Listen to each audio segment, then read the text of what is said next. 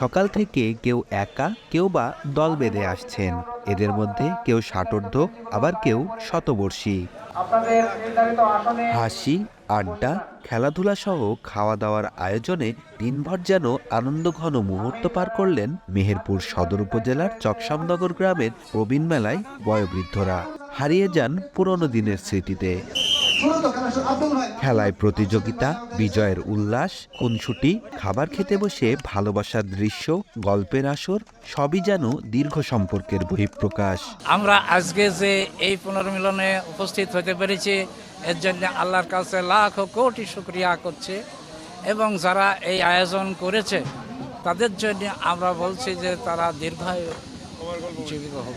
খেলাধুলা করেছে, নামাজ পড়েছে, ফের এসে জোহরের নামাজ পড়িয়ে তারপর ফের মাছ মাংস ভাত খালাম। আমরা যখন মাইপাড়ে থেকে এসে ছোট যখন স্কুলে লেখাপড়া শিখেছি, তখন খেলা করার যে সুযোগ এসছে, এখন বয়স্ক হওয়ার পর আমরাও ধারণা করে জানিনি যে এই বৃদ্ধ বয়সে এসে খেলাধুলার একটা সুযোগ পাবো। এইসব অনুষ্ঠান করলেও প্রতি আরও 2 বছর করেছে, আমাকে নিয়েই করেছে। আল্লাহ রেখেছে ভালো, আমি হায়াতে বেঁচে আছি।